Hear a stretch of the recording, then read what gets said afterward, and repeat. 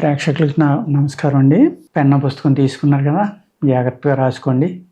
చాలా స్లోగా చెప్తాను నేను. సమ్మర్ వచ్చింది. వేసవికాలంలో బయట దొరికిన మామిడి పళ్ళు తింటాం, అవి వేడి చేస్తాయి.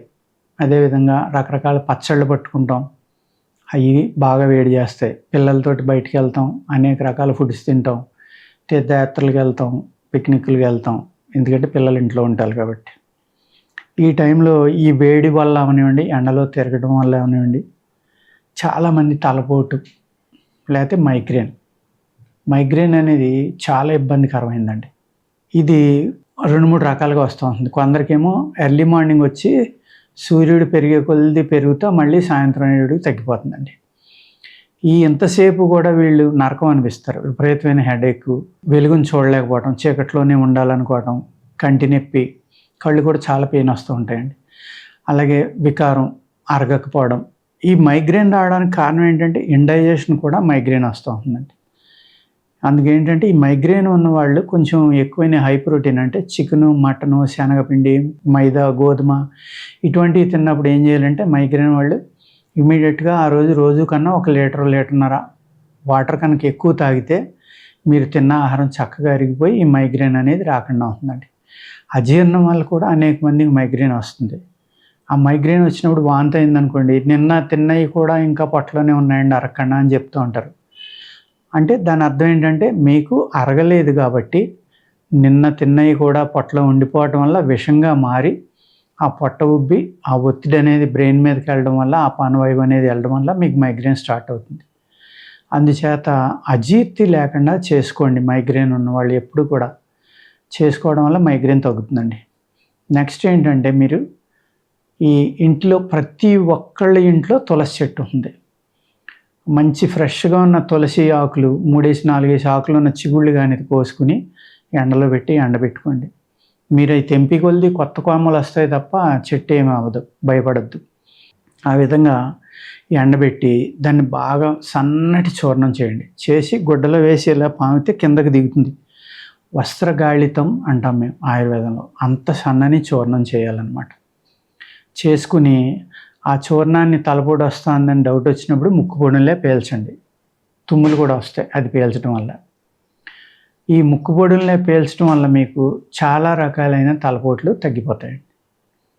అదేవిధంగా అవిసె గింజలు తెలుసు కదా మీకు, ఆవాలు. అవిసె గింజలు అంటే మన ఆయుర్వేద షాపుల్లో దొరుకుతాయి, చిన్న అవిసె గింజలు అంటారు. అవి 1 తులము, 1/2 తులం ఆవాలు తీసుకోండి. 2 కలిపి నీళ్ళల్లో వేసి మెత్తగా పేస్ట్ లాగా నూరండి. ఆ పేస్ట్ని ఈ కణతకి కూడా రాసేసుకోండి. రాసేసుకుని దానిపైన ఒక పేపర్, వైట్ పేపర్ లాంటిది కానీ పేపర్ కానీ అంటించండి. న్యూస్ పేపర్ కాకుండా ఏదో ఒక పేపర్. ఈ పల్లెటూరులో అయితే ఇది చాలా ఈజీగా ఉంటుందండి. పూర్వకాలం కట్టిన గోడలు ఉంటాయి కదా, ఆ గోడల మీద ఒక ఇటుక ముక్క తెచ్చుకుని ఉంచుకోండి ఇంట్లో. దాన్ని పొయ్యి మీద వేడి చేసి భరించగలిగినంత వేడి, ఎక్కువ వేడి కాదు. ఎండలో ఉంటే గొడవలేదు, ఎండ వేడి కూడా సరిపోదు. ఎండకి ఇటుక ముక్క వేడెక్కుతుంది కదండి, ఆ వేడి చాలు. ఆ కాగితం మీద ఇలాగా ఆ వేడి కాపడం పెట్టండి. ఈ విధంగా కొన్ని రోజులు చేస్తే మీరు అది నశ్యం అనేది చేస్తే, ఏది తులసి ఆకు చూర్ణం, తులసి చిగుళ్ళ చూర్ణం అనమాట. ఆకులైనా కోసుకోవచ్చు, చిగుళ్ళైనా కోసుకోవచ్చు.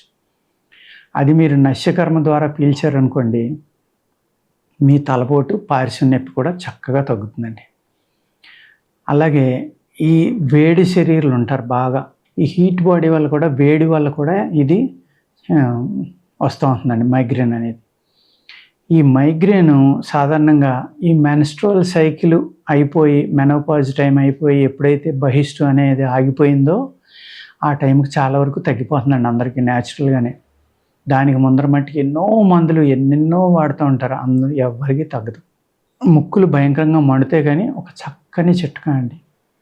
మీ ఇంట్లో కుంకుడుకాయలు ఉంటే కనుక ఆ కుంకుడుకాయ తొక్క తీసుకోండి. తీసుకుని దాన్ని నీళ్ళల్లో నానబెట్టి బాగా పిసకండి. నీళ్ళు అంటే మరీ 1 గ్లాసు నీళ్ళలో కాదు, ఒక 20 ml కానీ 10 ml సరిపోతుంది, 20 కూడా కాదు. ఆ తొక్కని బాగా పిసకండి. ఆ కసంతా అందులోకి దిగుతుంది కదా. ఇంకు పిల్లర్ ఉంటుంది కదండి, ఆ పిల్లర్ తోటి ఈ ముక్కులో 1 చుక్క, ఈ ముక్కులో 1 చుక్క వేయండి. 1 చుక్కే, 2 డ్రాప్ వేయద్దు. ఆ 1 చుక్కకే తట్టుకోలేనంత మంట వస్తుంది, మామూలుగా మండదు. కానీ మైగ్రేన్ వెంటనే తగ్గిపోతుంది. ఇక్కడ లాజిక్ ఏంటంటే ఈ ముక్కులో వేసి పీల్చడం వల్ల ఈ మైగ్రేన్ నొప్పి కన్నా ఈ ముక్కు మంట ఎక్కువైపోతుందండి. దానివల్ల మైగ్రేన్ మర్చిపోతాం ఒక విధంగా. రెండోది ఏంటంటే ఈ బ్యాక్టీరియాని చంపడంలో ఈ కుంకుడుకాయ పులుసు అనేది చాలా అంటే చాలా అద్భుతంగా పనిచేస్తుందండి. మనకి ముక్కులోంచి బ్రెయిన్లోకి డైరెక్ట్గా మార్గం ఉంటుంది తలలోపలికి. అక్కడ ఉన్న క్రిముల వల్ల బ్యాక్టీరియా వల్ల కూడా ఈ మైగ్రేన్ వస్తుందన్నమాట. ఎప్పుడైతే మీరు నశ్యకర్మ చేశారో మేము కొన్ని నశ్యాలు కూడా ఇస్తాం. మా దగ్గర మైగ్రేను 9 రోజులేనండి. 9 నుంచి 10 రోజులు ఇస్తాం అంతే మందు మైగ్రేన్కి. 10 రోజుల్లోనే మీకు చాలామందికి తగ్గిపోతుంది. తగ్గలేదనుకోండి ఇంకా 1-2 డోసులు వాడుకుంటే మీరు మైగ్రేన్ నుంచి పూర్తిగా తగ్గిపోయి 100కి 99 మందికి పూర్తిగా తగ్గిపోతుంది. ఎంతో ఆనందపడుతూ ఉంటారు. అబ్బా ఎన్నో సంవత్సరాల నుంచి నరకం అనిపిస్తున్నాం సార్, ఇంత సింపుల్ ట్రీట్మెంట్ అనుకోలేదు అని చెప్తారనమాట. ఒక చిన్న బాటిల్ అండి, ఇందులో ఓన్లీ 18 ట్యాబ్లెట్స్ ఉంటాయి. ఉదయం 1, సాయంత్రం 1, తినే ముందర కొంచెం నెయ్యి పంచదార వేసుకుని నూరుకుని చక్కగా తీయగా కూడా ఉంటుంది. మందు కూడా ఏ టేస్ట్ ఉండదు, పంచదార తిన్నట్టే ఉంటుంది. ఇది మీరు 9 రోజులు కనుక తీసుకుని 9 రోజుల అనంతరం సాయంత్రం పాలు కాసుకుని ఆ పాలల్లో సాయంత్రం వండుకున్న అన్నం అంత అన్నం వేసి, ఉల్లిపాయ తినేవాళ్ళు అయితే పర్వాలేదు, ఒక ఉల్లిపాయ సన్నగా తరిగి ఆ పాలల్లో అందులో వేసి తోడు పెట్టండి.